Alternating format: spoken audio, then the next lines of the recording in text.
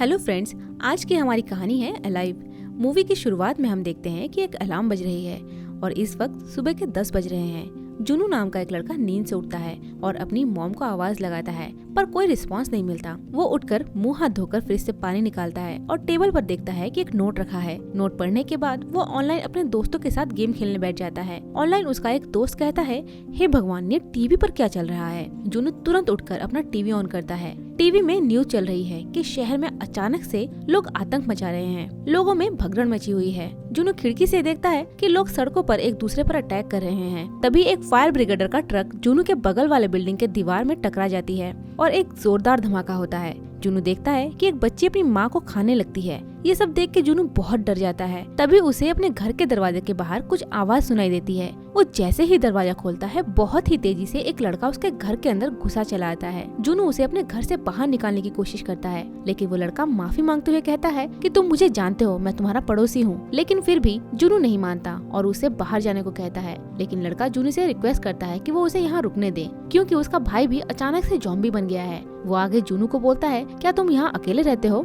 जुनू थोड़ा सोचने के बाद मान जाता है। वो उसे बोलता है कि ठीक है, तुम यहाँ सिर्फ कुछ देर के लिए ही रुक सकते हो। तभी टीवी पर एक न्यूज आती है कि यदि किसी को ज़ॉम्बी ने काटा है तो वो भी कुछ ही देर में ज़ॉम्बी बन जाता है। अब क्योंकि वो लड़का भी थोड़ा घायल था, इसीलिए जुनू जल्दी से एक चाकू उठाकर अलर्ट हो जाता है। लड़का जुनू को चाकू नीचे रखने को कहता है, लेकिन जुनू चाकू तान कर खड़ा रहता है, मानो वो पूरी तरह से अलर्ट हो। फिर लड़का जुनू से उसे यहाँ सिर्फ 1 घंटे के लिए रुकने का रिक्वेस्ट करता है, लेकिन तभी अचानक से उस लड़के की आंखें लाल होने लगती है और अगले ही पल वो ज़ॉम्बी बन जाता है। अब वो ज़ॉम्बी जुनू पर हमला कर देता है। क्योंकि जुनू पहले से ही अलर्ट था, तो वो बड़ी ही मुश्किल से उस ज़ॉम्बी को घर से बाहर निकाल देता है। जुनू अपने दरवाजे के आई होल से देखता है कि कोई दूसरा ज़ॉम्बी उस लड़के ज़ॉम्बी को मार देता है, जिससे उसका खून दरवाजे के नीचे से जुनू के घर के अंदर आ जाता है। ये सब देखकर जुनू पूरी तरह से डर जाता है। कुछ देर बाद जुनू दरवाजे के सामने अपने फ्रिज को रख देता है ताकि ज़ॉम्बी आसानी से घर के अंदर न आ सके। जुनू अपनी मॉम को कॉल करने की बहुत कोशिश करता है, लेकिन उनका कॉल नहीं मिलता। तभी उसकी मॉम का मैसेज आता है और वो कहती है, बेटा किसी के लिए भी दरवाजा मत खोलना, अभी मैं आ नहीं सकती, मैं एक सुरक्षित जगह पर हूँ। टीवी पर जो भी डायरेक्शन दिए जा रहे हैं तुम बस उसी को ही फॉलो करो। जुनू थोड़ा निराश होकर एक स्टिकी नोट पर लिखता है, मुझे जिंदा रहना होगा, और उसे अपने एक फैमिली फोटो पे लगा देता है। जुनू अब हिसाब लगाता है कि उसके पास कितना खाना बचा हुआ है।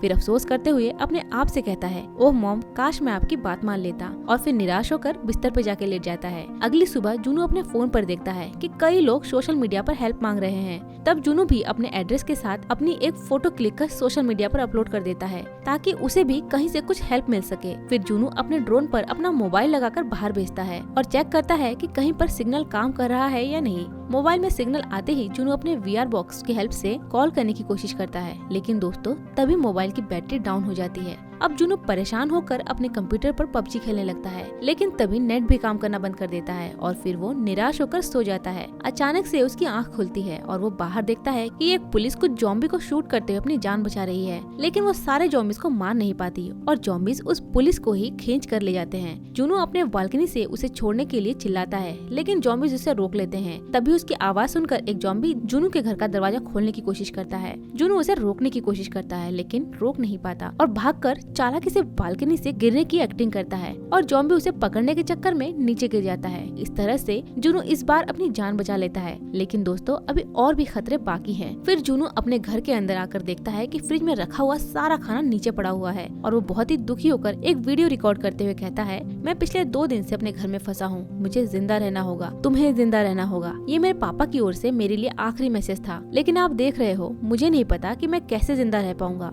मैं खुद सरप्राइज हूँ कि मैं अब तक कैसे जिंदा हूँ। तभी जुनू फ्रिज से एक शराब की बोतल निकालता है और सोफे पर बैठकर न्यूज देखते हुए उसे पीता है। फिर वो टीवी पर एक ऐड देखता है जिसमें एक लड़का बहुत सारा नूडल्स खाता है। इसे देखकर वो नशे में थोड़े से रखे हुए खाने में से पूरा एक नूडल चट कर जाता है। फिर टीवी को बंद करते हुए वो नशे में ही रिमोट को फेंक देता है, जिससे पानी का बोतल गिर जाता है और वो बचा हुआ आखिरी पानी भी खराब हो जाता है। वो जल्दी से जाके चेक करता है कि पानी आ रहा है कि नहीं, लेकिन टंकी से अब जरा भी पानी नहीं आ रहा। फिर वो निराश होकर बोतल में से नीचे गिरे पानी को ही चाट चाट कर पीने लगता है। तभी उसे याद याद आता है कि इंटरनेट नहीं है तो क्या हुआ, रेडियो तो है ना। इसके लिए उसे बस एक वायर्ड हेडफोन की जरूरत है, क्योंकि वही रेडियो के लिए एंटीना का काम करता है। सब जगह ढूंढने पर भी उसे सिर्फ मॉडर्न वायरलेस हेडफोन से मिलते हैं और इससे अब जूनो और निराश हो जाता है। इस बात को अब 15 दिन बीत चुके हैं। हम देखते हैं कि जूनो अपने कान में हेडफोन लगाकर बहुत ही तेज आवाज में गाना सुनते हुए डांस कर रहा है। ऐसा लगता है जैसे वो पागल हो चुका है। उसे घर में दिखता है कि उसके मॉम डैड आ गए हैं, लेकिन ये सब वो बस अपनी खुली आंखों से सपना देख रहा था।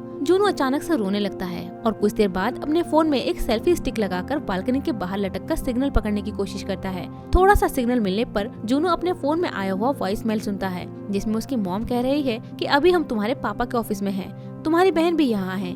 पीछे से उसकी बहन पूछती है, क्या मेरा भाई ठीक है, वो घर पर ही है ना। तभी पीछे से ढेर सारे ज़ॉम्बीज़ की आवाज आती है। जूनो की मॉम घबराते हुए बोलती है, हे भगवान। उसकी बहन कहती है, भागो जल्दी यहाँ से। उसके पापा कहते हैं, जल्दी से दरवाजा बंद करो और यहाँ आओ सब, खिड़की के पीछे छुप जाओ। दोस्तों, ये आवाज सुन के ऐसा लगता है कि ज़ॉम्बीज़ ने जूनो की फैमिली को मार डाला। जूनो की मॉम बस मदद के लिए चिल्लाती रह गई। अपनी फैमिली को खोने के दुख से वो घर के अंदर आकर सब कुछ तोड़ फोड़ करने लगता है और गुस्से में बाहर जाता है। फिर वो ज़ॉम्बीज़ को मारने लगता है और जोर जोर से चिल्लाता है। तभी ढेर सारे ज़ॉम्बीज़ उसे घेर लेते हैं। जूनो किसी तरह खुद को बचा लेता है। अब जूनो इतना ज्यादा निराश हो गया है कि वो खुद को फांसी लगाने की कोशिश करता है। जब वो अपने आप को फंदे से लटका देता है तभी उसे दीवार पर एक लेजर लाइट दिखती है। हम देखते हैं कि इस जगह पर जूनो के अलावा एक लड़की भी जिंदा है, जिसका नाम किम है। जूनो उसे बात करने की कोशिश करता है, लेकिन किम जूनो को इशारे से कहती है कि वो 7 बजे मिलेगी। इधर हम देखते हैं कि किम पूरी तैयारी के साथ छुपी हुई है। उसके पास हथियार है। वो पानी नाप नाप कर पी रही है, मानो खुद को जिंदा रखने के लिए वो हर कोशिश बहुत बहादुरी से कर रही है। इधर जूनो 7 बजने का इंतजार कर रहा है। दोनों बालकनी से ही एक दूसरे को अपना नाम लिखकर बताते हैं। लड़की समझ जाती है कि जूनो किसी इडियट से कम नहीं। तभी किम देखती है कि एक ज़ॉम्बी उसके जाल में फंस गया है।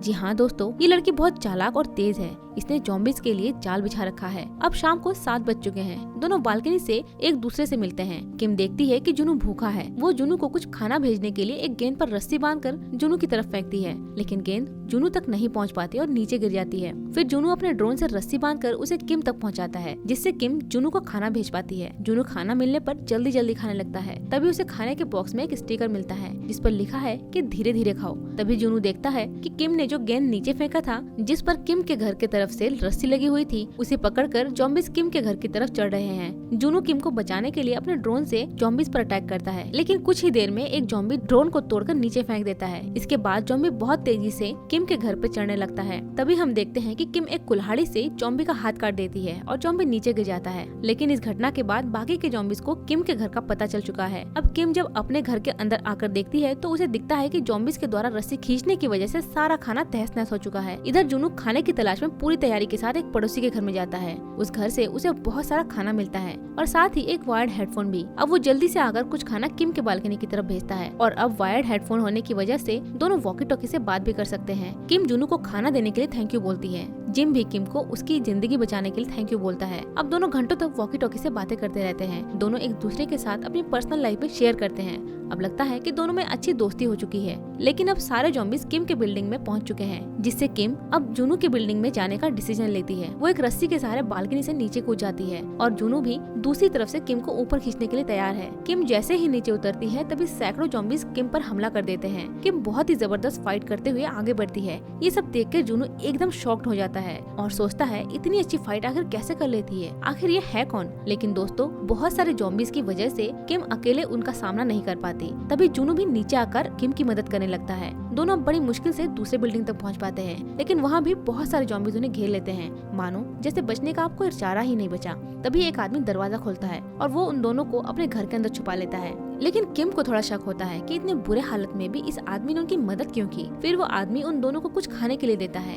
जूनो बहुत रिलैक्स होकर खाने लगता है, लेकिन किम अभी भी थोड़े शक में है। आदमी उसे कहता है कि रेस्क्यू टीम उन्हें जल्द ही बचाने आने वाली है। ये सुनकर जूनो और किम खुशी के मारे फूट फूट कर रोने लगते हैं। लेकिन कुछ ही देर में किम को फिर से शक होता है और वो उस आदमी के बारे में और जानकारी हासिल करने लगती है। लेकिन हम देखते हैं कि खाने में कुछ मिला होने की वजह से दोनों कुछ ही देर में बेहोश हो जाते हैं। आदमी जूनो और किम को अच्छे से बांध देता है और किम को किसी दूसरे कमरे में रख देता है, दरअसल इस आदमी की वाइफ भी अब जॉम्बी बन चुकी है और ये आदमी किम को उसके वाइफ का खाना बनाने के लिए उसे उस रूम में छोड़ देता है। इस आदमी ने इनकी मदद इसलिए की ताकि ये उन दोनों को अपनी वाइफ का खाना बना सके। इधर आदमी बाहर खड़े होकर उसके वाइफ का खाना खत्म होने का वेट करता है। तभी जुनू को होश आता है और वो पीछे से उस आदमी पर बंदूक तान देता है, लेकिन आदमी चालाकी से जुनू को एक रस्सी में फंसा देता है। इधर किम किसी तरह खुद को बचा लेती है और उस जॉम्बी को उसके पति के ऊपर फेंक देती है। जॉम्बी अब अपने पति को खाने लगती है। आदमी अपनी वाइफ से इतना प्यार करता है कि वो उसे अपने आप को बड़े ही आराम से खाने देता है। ये सब देखकर किम हस्बैंड और वाइफ दोनों को बंदूक से मार देती है, लेकिन दोस्तों बंदूक की आवाज सुनकर ढेर सारे जॉम्बीज उनकी तरफ बढ़ने लगते हैं। बचने का कोई और रास्ता ना देखते हुए किम जुनू को बोलती है कि तुम मुझे गोली मार दो। जुनू खुद को बहुत मुश्किल से मना के जैसे ही गोली मारने वाला था तभी पीछे से हेलीकॉप्टर की आवाज आती है कि रेस्क्यू टीम उन्हें बचाने के लिए आ गई है। फिर दोनों ढेर सारे जॉम्बी से लड़ते बचते हुए बिल्डिंग के छत पे जाने की कोशिश करते हैं। इस बीच हमें ढेर सारे एक्शन और डरावने सीन देखने को मिलते हैं। दोनों बहुत ही मुश्किल से छत पर पहुंच जाते हैं, लेकिन उन्हें कोई चॉपर नहीं दिखता। इधर ढेर सारे जॉम्बीज जोर जोर से छत का दरवाजा तोड़ने की कोशिश करते हैं। अब दोनों अपनी हिम्मत हार चुके हैं और तभी जॉम्बीज दरवाजा तोड़कर उन्हें खाने के लिए आगे बढ़ते हैं। इधर जुनू उदास होकर बंदूक में बचे 3 गोली से जॉम्बीज को मारने लगता है और गोली खत्म हो जाती है। अब दोनों मरने ही वाले हैं, तभी बंदूक चलने की आवाज सुनकर पीछे से एक हेलीकॉप्टर उनके पास पहुंचता है और सारे जॉम्बीज को गोलियों से छलनी कर देता है। वो जुनू और किम को हेलीकॉप्टर में बिठाकर उन्हें बचा लेते हैं। दोनों हेलीकॉप्टर में बैठकर बहुत ही इमोशनल होकर एक दूसरे को देखकर रोने लगते हैं। आखिरकार एक लंबे संघर्ष के बाद जुनू और किम अपनी जान बचा पाए हैं। लेकिन दोस्तों कहते हैं ना कि आखिरी दम तक हमें हार नहीं माननी चाहिए। और इसी के साथ ये मूवी यही खत्म होती है। तो फ्रेंड्स कैसी लगी आपको ये कहानी कमेंट में जरूर बताएं और साथ ही ये बताना न भूलें कि इसके बाद आप कौन सी मूवी की कहानी सुनना चाहेंगे। अगर आपको हमारा एक्सप्लेनेशन अच्छा लगा हो तो वीडियो को लाइक शेयर एंड सब्सक्राइब जरूर करें। मिलते हैं एक और मजेदार कहानी के साथ, तब तक के लिए बाय बाय।